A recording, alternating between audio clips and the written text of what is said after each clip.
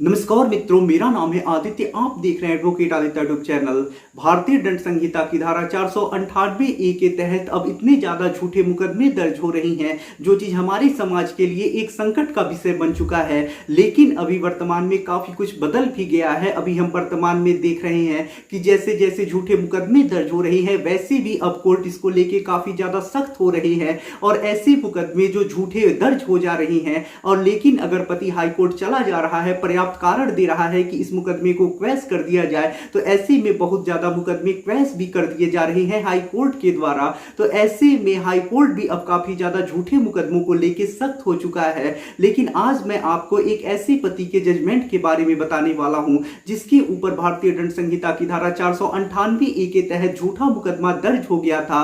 वो पति high court नहीं गया है, बल्कि लोअर कोर्ट से ही अपने आप को डिस्चार्ज करा लिया है। तो ये जो जजमेंट आया है वो क्वैशिंग से संबंधित तो नहीं है, ये डिस्चार्ज से संबंधित है। तो ये जो जजमेंट है आपको एक नई जानकारी भी देने वाली है, साथ ही साथ आपका हौसला भी बढ़ाने वाली है। और यदि आपका भी मामला ऐसा ही होगा, तो आप भी अगर चाहें तो डिस्चार्ज एप्लीकेशन देके और लोअर कोर्ट से ही अपने आप को डिस्चार्ज करा सकते हैं। ऐसे में आपको हाई कोर्ट भी नहीं जाना होगा। तो इस जजमेंट को आप लोग बारीकी से समझिएगा, चीजों को ध्यान से समझिएगा।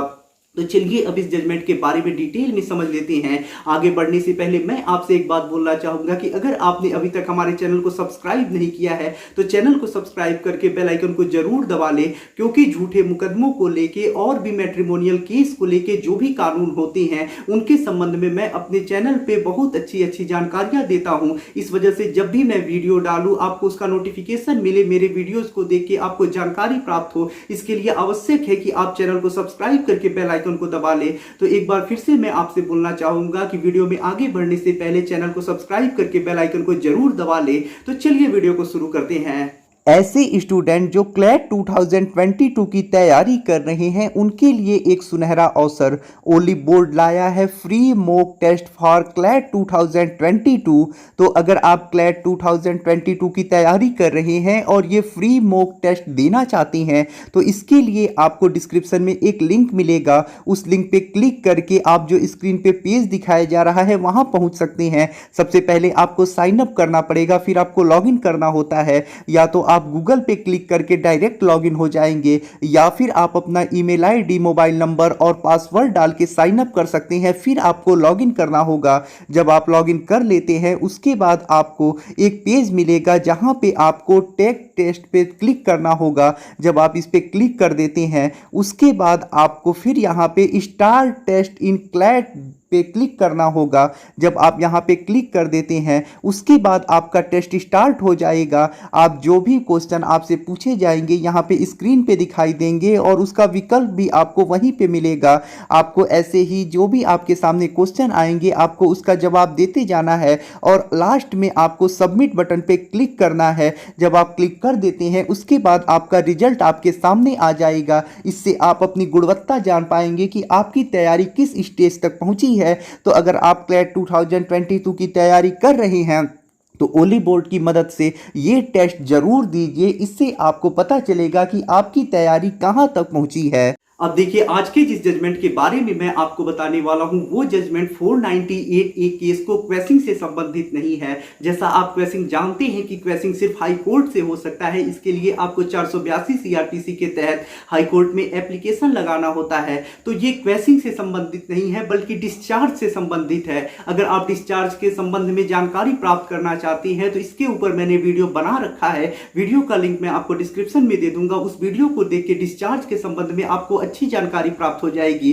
अगर आप डिस्चार्ज अपने केस में अपने आप को डिस्चार्ज कराना चाहते हैं, इसके लिए कोर्ट में आप प्रार्थना पत्र लगाना चाहते हैं, जिसकी ड्राफ्टिंग आप मुझसे कराना चाहते हैं, तो ये भी आप मुझसे करा सकते हैं। आपको स्क्रीन पे मेरा नंबर दिख रहा होगा, आप उससे व्हाट्सएप मैसेज कर सकते हैं और मुझसे अपने डिस्चार्ज एप्लीकेशन की ड्राफ्टिंग करा सकते हैं। तो ये जो जजमेंट है वो 498 ए केस को डिस्चार्ज से संबंधित है। ये जो जजमेंट आया है वो हाई कोर्ट का जजमेंट नहीं है, बल्कि दिल्ली डिस्ट्रिक्ट कोर्ट का जजमेंट है। और ये जो जजमेंट आया है वो स्टेट वर्सेस संजीव कुमार के केस में आया है। अब देखिए इस मामले में होता कुछ ऐसा है कि जो पत्नी होती है वो अपने पति और पति की मां के ऊपर आरोप लगाती है कि वो लोग उसे मारते हैं, पीटते हैं, काफी ज्यादा परेशान करते हैं, उसे प्रताड़ित करते हैं, उसे मानसिक शारीरिक प्रकार की प्रताड़नाएं देते हैं, उससे दहेज की मांग करते हैं, उसे आगे पढ़ने नहीं देते हैं, उसके साथ काफी ज्यादा मारपीट करते हैं। और इन सब आधारों पे जो पत्नी होती है वो पति और पति की मां के ऊपर भारतीय दंड संहिता की धारा 498A,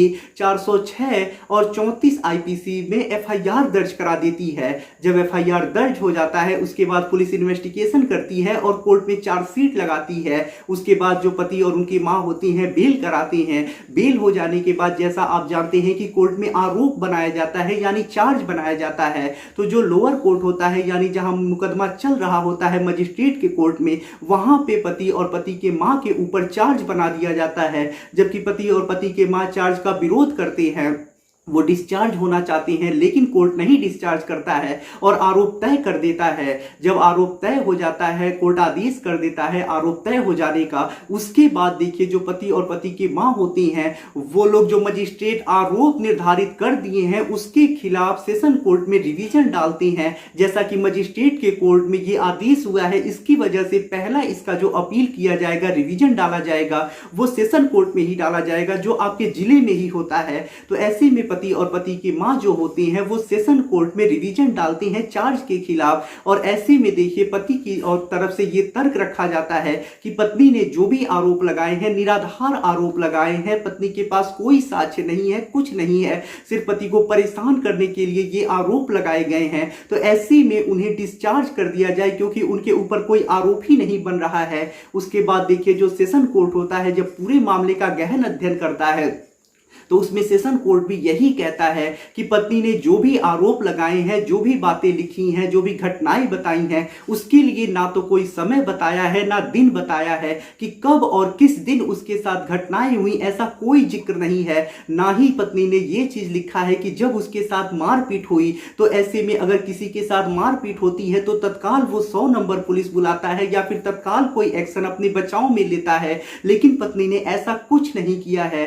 साथ ही साथ पत्नी को चोट लगा है, वो दिखाई है कि मुझे काफी ज्यादा मारने पीटने से चोट लगा है, लेकिन उसने कहीं भी किसी प्रकार का कोई मेडिकल सर्टिफिकेट नहीं लगाया है, कोई डॉक्टरी रिपोर्ट नहीं लगाया है, कोई दवा इलाज का पर्चा नहीं लगाया है। तो हम कैसे मान सकते हैं कि उसे चोट लगा है। साथ ही साथ पत्नी ने जो भी आरोप लगाए हैं उस संबंध में कोई भी साक्ष्य नहीं दिया है, कुछ नहीं दिया है, सिर्फ निराधार आरोप लगा दिए हैं।